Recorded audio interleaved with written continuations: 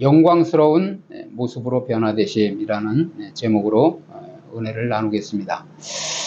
28절 보시면 이 말씀을 하신 후 8일쯤 되어 예수께서 베드로와 요한과 야고보를 데리고 기도하시러 산에 올라가사 베드로와 요한과 야고보 이 세 명의 제자들은 본 사건뿐만 아니라 먼저도 살펴보았지만 야이로의 죽은 딸을 살리는 사건과 또 겟세마네 동산의 최후의 결단 시에도 동행을 했다라는 거예요. 특별히 예수님을 따로 수행했던 제자들이라는 거죠. 특히 이 가운데 베드로는 훗날 여기서 경험한 놀라운 사건을 베드로후서 1장 17절 18절에 증언하기도 했다라는 거죠. 제가 여기 기록해 놓았는데 함께 읽어보시겠습니다. 지극히 큰 영광 중에서 이러한 소리가 그에게 나기를 이는 내 사랑하는 아들이요 내 기뻐하는 자라 하실 때에 그가 하나님 아버지께 존귀와 영광을 받으셨느니라. 이 소리는 우리가 그와 함께 거룩한 산에 있을 때에 하늘로부터 난 것을 들은 것이라 이렇게 말씀하고 증언하고 있잖아요. 그러니까 베드로가 이때 당시에 이제 변화산에 함께 있었기 때문에 이번 것을 베드로 후서를 기록하면서 이제 기록해 놓았다는 거예요. 그래서 29절 보시면 기도하실 때 용모가 변화되고 그 옷이 휘어져 광채가 나더라. 먼저 주에도 말씀드렸지만은 예수님께서는 기도하시면 어떠한 기적과 이적 또 예수님의 놀라운 사역과 이제 관련이 있다고 말씀드렸잖아요. 오늘도 보시면 기도하실 때에 이제 그의 옷이 휘어져서 이제 광채가 나더라 이렇게 용모가 변화되고 그렇게 말씀하고 있잖아요. 그래서 이러한 놀라운 일은 항상 예수님께서 기도하실 때 일어났다는 거죠. 우리도 신앙생활을 하면서 기도를 이렇게 집중해서 여러분들이 하셔야 돼요. 하셔야 하나님의 역사를 체험할 수 있고 또 놀라운 역사가 일어납니다. 그래서 여기 보면 용모가 변화되고는 문자적으로 그 얼굴의 모습이 바뀌어졌다는 거예요. 달라졌다는 거죠. 그러니까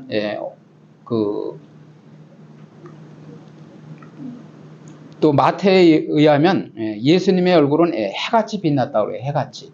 그러니까 얼마나 이제 우리가 천국에서도 이렇게 하나님의 보좌를 마주할 수 없을 만큼 빛나는 그런 우리 찬송가에도 있듯이 빛나는 보좌에 우리가 감히 마주 이렇게 얼굴을 대할 수 없을 만큼 그러한 해같이 그러한 빛나는 그런 예수님의 얼굴을 우리가 알 수 있는데 이런 예수님의 천상적 신분을 말씀하고 있는 거예요. 그러니까 십자가를 지고 이제 예루살렘에서 십자가를 지시고 순환을 당하셔야 되는데 그 변화산에서 이렇게 미리 보여주신 거죠. 용모가 변화되시는 그러한 모습을. 그래서 성경에서 해는 하나님이나 천사들을 묘사하는데 사용되었다라는 거죠. 또한 예수님의 옷이 휘어졌다고 했는데 흰색은 하늘의 색깔이에요. 하늘의 색깔. 그래서 천사들이 입는 옷의 색깔이며 평화와 순결과 사랑을 상징하는 색깔이라는 거죠. 이 역시도 예수님의 천상적 신분을 밝혀주는 그러한 모습이라는 거죠. 그래서 변화는 우리가 그냥 이렇게 사람의 모습이 조금 더 이렇게 그냥 변화된 그런 모습이 아니라 정말 뭐냐면 이 부활체로서 그러한 완전한 모습을 미리 보여주신 거예요. 그래서 광채는 예수님의 영광스러운 몸에서 발산되어 나오는 빛의 광채를 생생하게 묘사해 준다는 거죠. 결국 이와 같이 영광스러운 예수님의 변모는 예수님이 하나님의 아들이라는 것, 즉 그가 진정한 메시아라는 사실을 확증해 주고 있다는 거죠. 그래서 이 변형은 예수님의 승리와 장차 다가올 천국의 영광을 예수님께서 행동으로 예언하신 거라요. 행동으로 미리 보여주신 거예요. 그래서 앞으로 예수님이 십자가 순환을 당해도 제자들이 흔들리지 말고 소망을 가지라는 거예요. 용기를 가지고. 그래서 그렇게 용기를 갖도록 해주시기 위해서 뭐냐면 미리 그 변형된 모습을 보여주셨다라는 거죠. 30절 보시면 문득 두 사람이 예수와 함께 말하니 이는 모세와 엘리야라. 모세는 율법의 대표자예요. 율법의 대표자. 그리고 엘리야는 구약의 예언의 대표자란 말이에요. 그래서 또한 모세는 과거에 시내산에서 그 하나님을 배웠잖아요.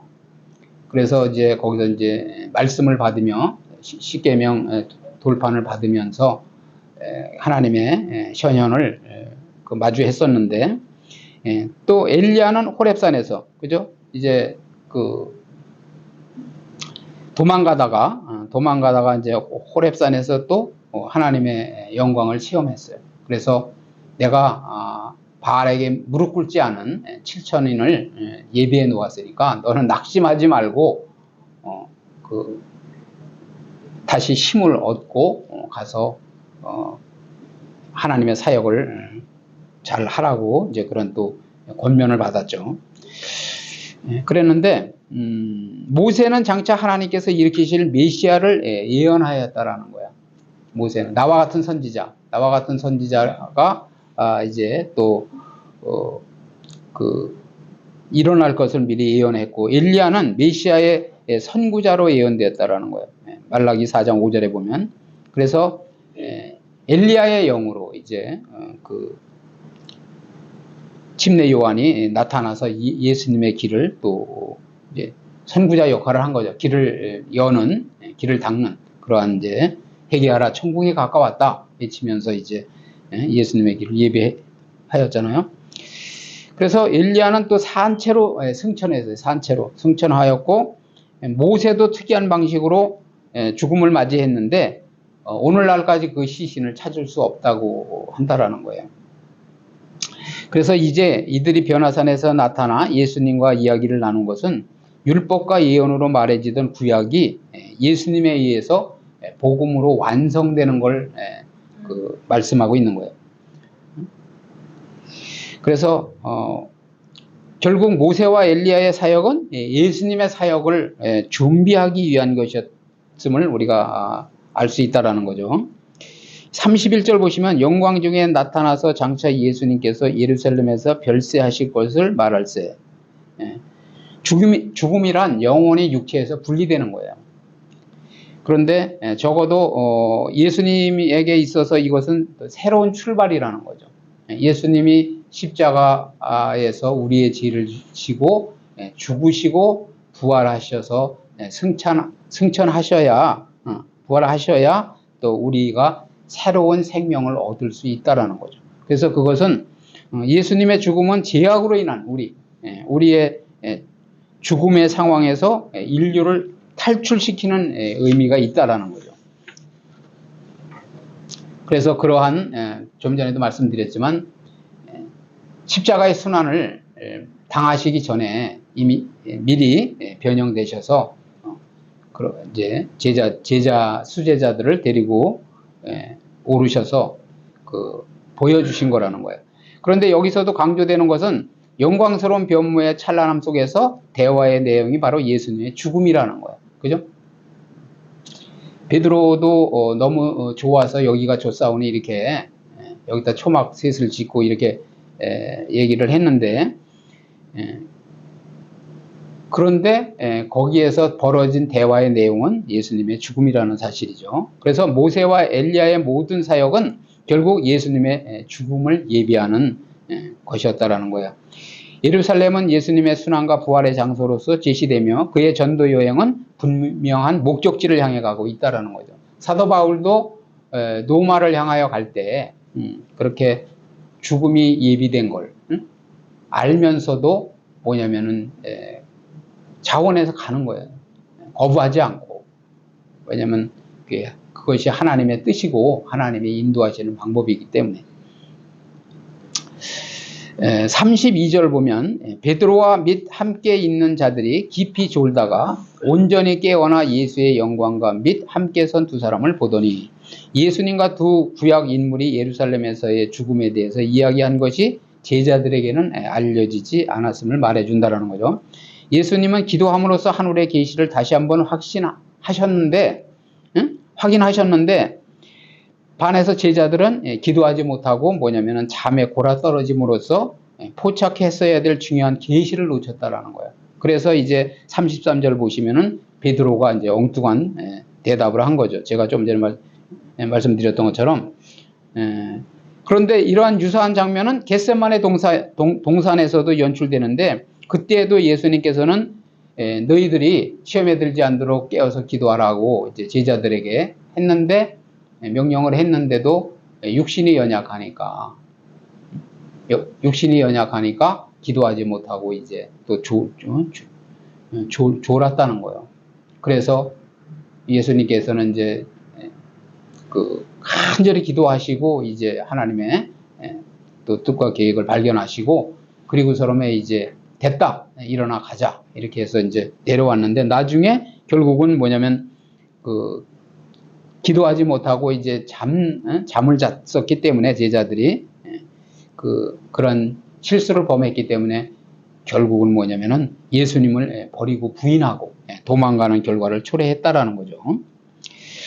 그래서 우리도 깨어 있다라는 것은 뭐 잠을 절대 안 자고 그냥 이렇게 우리는 육신을 가지고 있기 때문에 잠을 자야죠. 그런데 중요한 건 뭐냐면은 신앙생활은 뭐냐면 영적으로 깨어 있어야 된다. 영적으로 항시 하나님의 말씀에 또 인도하심에 세미한 음성에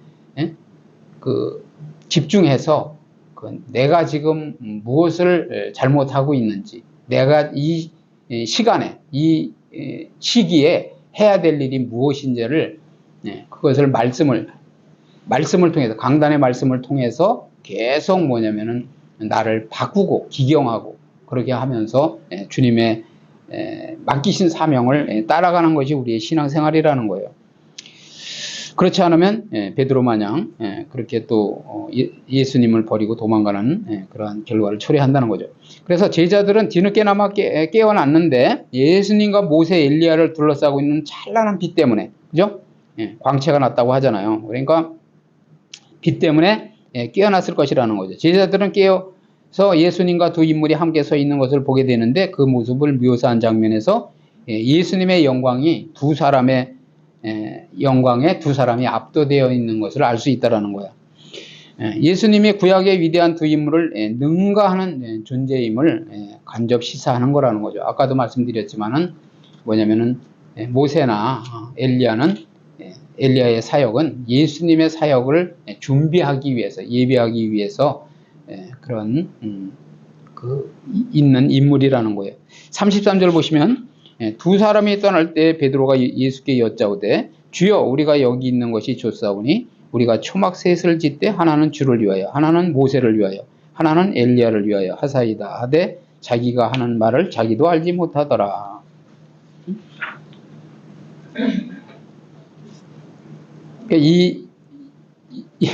못하더라 그러잖아요. 이 말, 자기가 하고 있는 말이 어떠한 의미인지도 모르고 말을 하고 있다라는 거예요. 그래서 이 제단은 하늘로부터 온 두 사람이 오래도록 머물기를 원하는 베드로의 바램을 보여주는데, 하지만 베드로는 조금 전에 들었던 예수님의 순한 예고와 그것을 확증하는 모세와 엘리야의 이야기, 또 그것을 이야기를 충분히 깨닫지 못했음을 분명하게 우리가 알 수 있다라는 거예요. 그래서 이건 무슨 말씀이냐면 예수님께서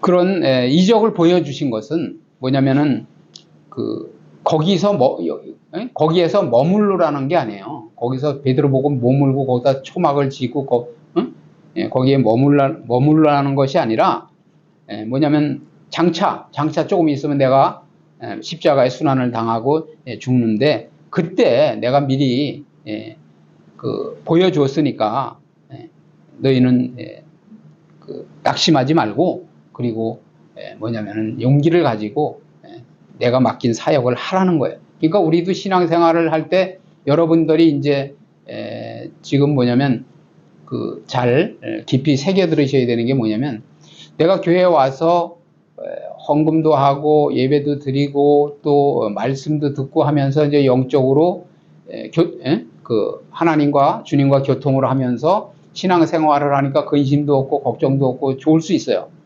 그런데 그것으로 만족하면 안 된다라는 거예요. 그리고 교회 안에만 머물러 있으면 안 된다는 거예요. 그러니까 예수님께서 자기를 부인하고 자기 십자가를 지고 따르라고 그랬잖아요. 나를 따르라. 그렇게 말씀하신 것처럼 예수님이 지셔야 되는 십자가가 있는 반면에 우리는 또 우리가 져야 될 십자가가 있는 거예요.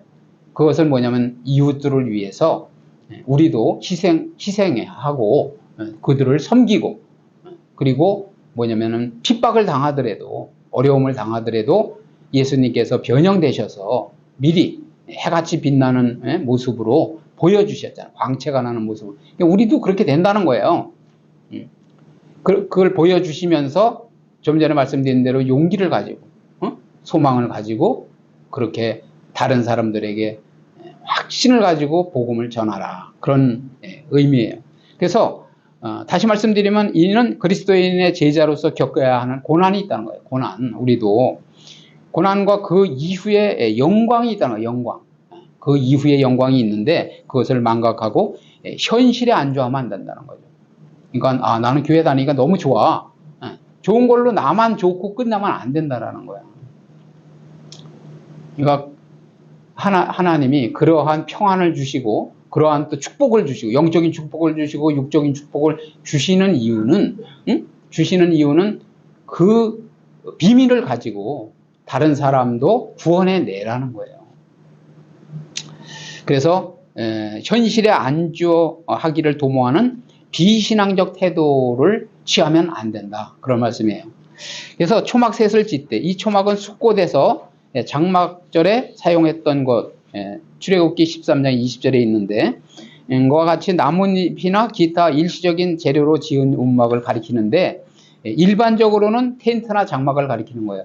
그래서 이제는 텐트 시대, 그죠? 그때 구약 시대는 텐트 시대, 텐트, 하나님의 그 구름 기둥과 불 기둥이 앞에서 인도에 가시면은 텐트를 치고 있다가도 옮겨가면 바로 텐트를 접어서 또 따라가는 거예요. 그래서 머물면 또 거기 텐트를 치는 거고, 그런 텐트 시대에서 이제 성전 시대, 그죠?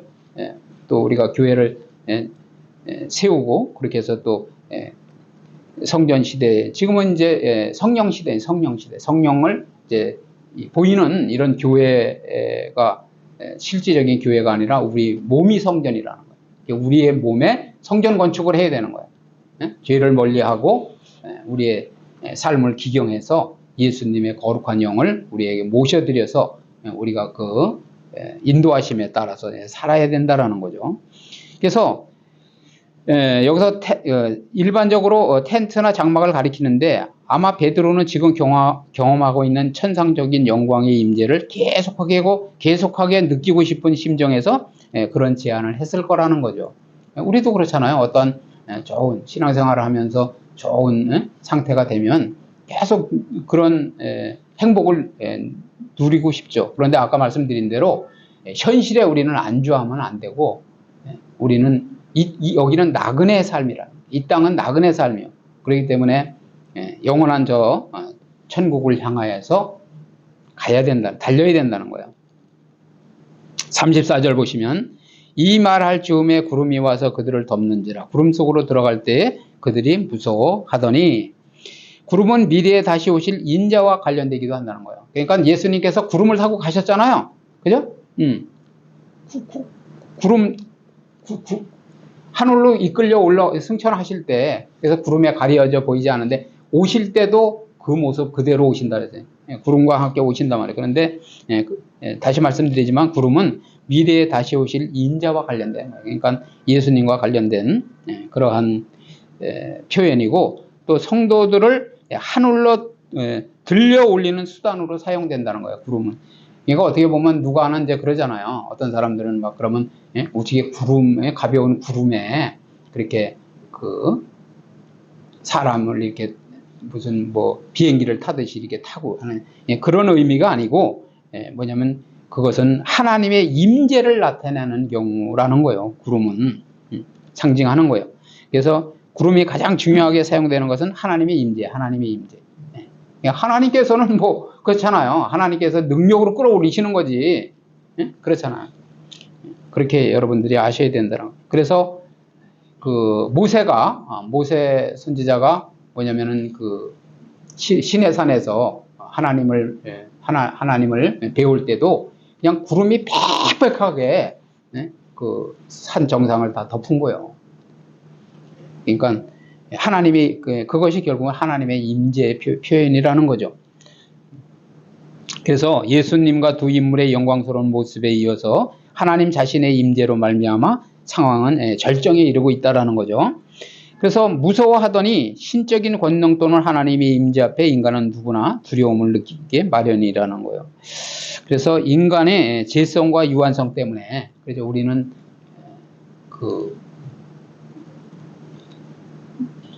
인간의 유한성이 있잖아요. 유한성. 저는 참 하나님께서 이 지금 지구상에서 수도 없이 많은 곳에서 예배를 드리고 있는데도 그 모든 예배를 다 또 보시고 받으시고 그죠? 기도를 들으시고 받으시고 성도들의 각 사람마다의 그런 모든 중심을 보시면서 예배를 받으시는 그런 엄청난 그러한 분을 우리가 어떻게 유한성을 가진 우리가 죄성을 가진 우리가 그런 분을 배울 때 두렵지 않느냐는 거예요. 그런데 여러분들이 이제 잘 깨달아야 될 것은 뭐냐면 하나님을 그냥 막 두려움으로만 여기면 안 돼요. 왜냐면 두려움이라는 게 뭐냐면 거룩함 앞에 두려움이에요. 거룩한 두려움. 거룩한 두려움을 가져야 된다는 거예요. 자녀가 매일 막 아버지 하나님이잖아요. 그러니까 하나님을 그냥 무서워해서 도망 다니면 어떻게 하겠어요? 그죠? 그러면 안 되죠. 그러니까 거룩한 두려움. 왜냐면 우리는 죄성을 가지고 있고 유한성을 가지고 있기 때문에 여러분들이 그런 거룩한 두려움을 가져야 된다는 거예요.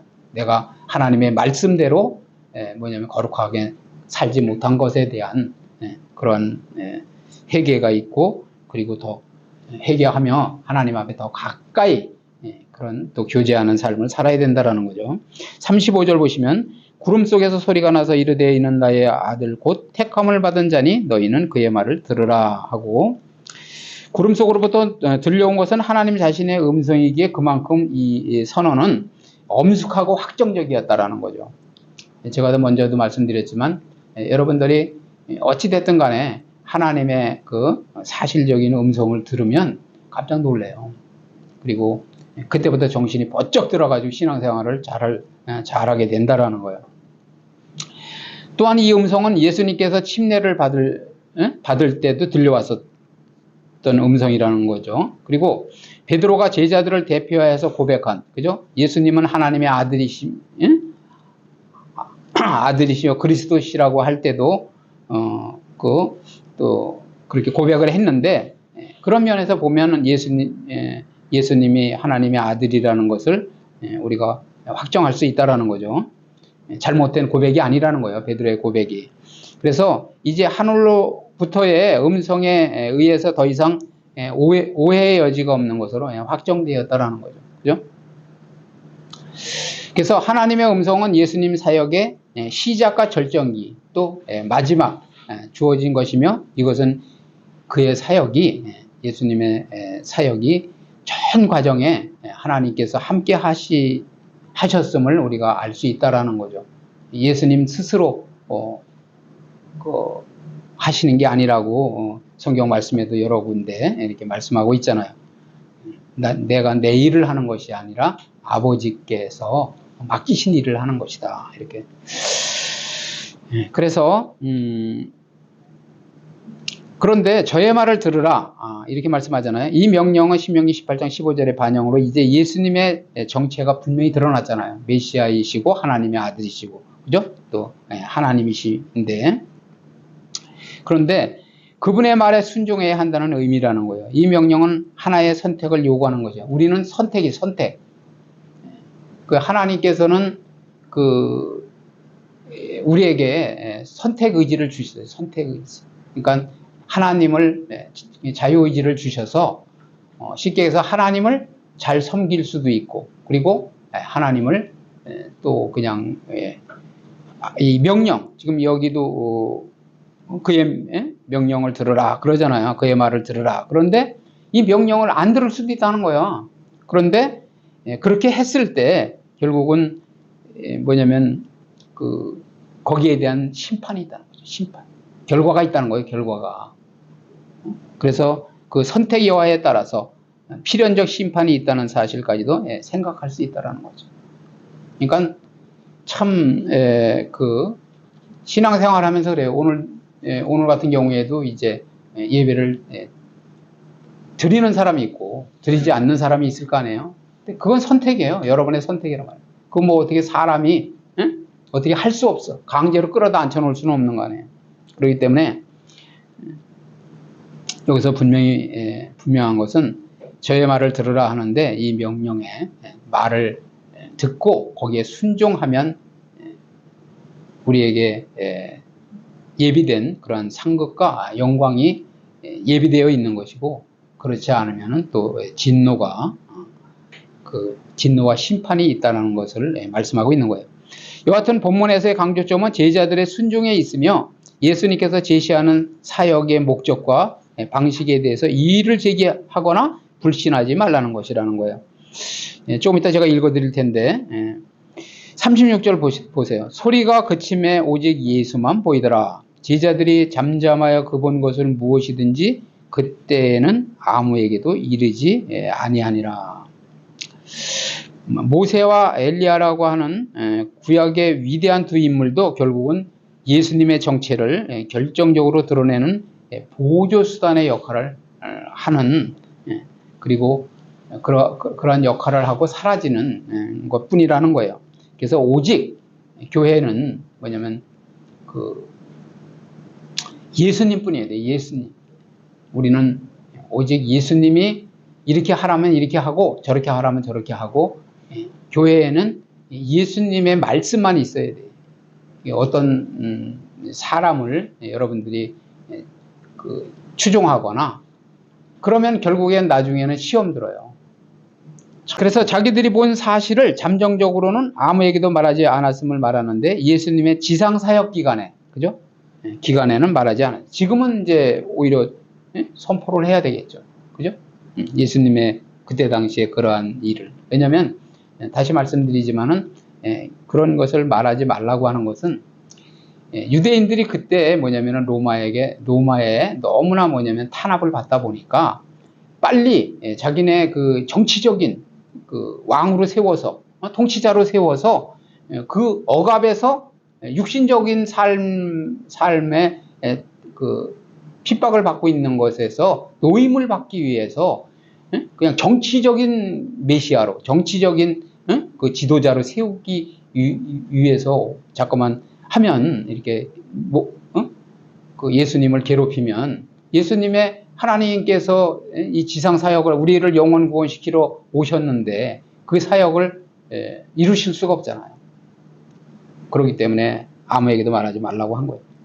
마태복음 그 17장 9절 보시면 그들이 산에서 내려올 때 예수님께서 명하여 이르시되 인자가 죽은 자 가운데서 살아나기 전에는 본 것을 아무에게도 이르지 말라 이렇게 말씀하셨잖아요. 명령하셨잖아요. 그죠? 결론은 뭐냐면 예수님의 변형은 승리와 장차 다가올 천국의 영광을 행동으로 보여주셨다라는 거죠. 그러니까 내가 십자가에서 죽음으로써 내가 패배하는 것이 아니라 내가 뭐 잘못되는 것이 아니라 승리라는 거예요. 승리, 오히려 승리고 천국의 영광을 행동으로 보여주신 거예요. 천국에서는 이렇게 너희들도 이러한 영광이 예비되어 있다. 그리고 예수님이 십자가 순환을 당해도 제자들이 흔들리지 말고 희망과 소망을 가지고 또 용기를 가지고 끝까지 잘 사역을 감당해요. 두 번째는 뭐냐면 그리스도의 제자로서 겪어야 하는 고난이 있어요. 고난. 그 후에 있을 영광을 망각하고 그 현실에 안주하기를 도모하지 말라는 거죠. 제가 좀 전에 말씀드렸잖아요. 베드로처럼 여기 있는 것이 조사오니 하면 안 된다는 거예요. 세 번째는 뭐냐면 예수님께서 제시하는 사역의 목적과 방식에 대해서 이의를 제기하지 말라는 거야. 그것은 불신하지 말라는 것인데 마태복음 16장 22절에 원래는 21절부터 이제 말씀을 읽는데 22절에 보면 베드로가 그러잖아요. 십자가 가지고 죽으신다고 그러니까 자, 대제사장들에게 잡혀서 이렇게 핍박을 고난을 당하고 핍박을 당하시게 된다고 하니까 베드로가 뭐냐면 예수를 붙들고 향반하여 이르되 주여 그리 마옵소서 이 일이 결코 주께 미치지 아니하리이다. 예수님은 하나님의 뜻이 십자가 지고 죽으시는 것이 하나님의 뜻인데 우리가 베드로가 이제 육신적인 생각에서 이런 일이 미치지 않겠다고 하기 때문에 그것은 결국은 예수님의 깊은 지금까지 변형된 모습을 보여주시고 그렇게 한 깊은 뜻을 모르고 지금까지 쭉 말씀드린 그런 내용대로 더 고난과 순환 앞에서도 용기와 희망을 잃지 않고 그리고 주의 일에 힘쓰라는 그러한 당부를 잃어버리고 결국은 뭐냐면 육신적인 생각으로 예수님에게 이런 일이 미치지 않을 것이라고 했단 말이에요. 그래서 결국은 예수님께서 뭐라 그랬어요? 사탄아, 너는 내 뒤로 물러가라고. 너는 나를 넘어지게 하는 자라고 이렇게 말씀하셨잖아요. 우리도 그런 우를 범할 수 있다라는 거죠. 영적인 그런 시각을 가지고 그래서 졸지 않고 깨어 있으면서 영적인 신앙생활을 해야 된다라는 거예요. 그래서 주님의 말씀과 뜻을 바르게 이해해야 돼요. 우리는 항상 말씀을 통해서. 그래서 참된 제자의 삶을 사는 바르게 이해하고 참된 제자의 삶을 사는 저와 여러분 되시기를 주님의 이름으로 축복을 드립니다. 아멘.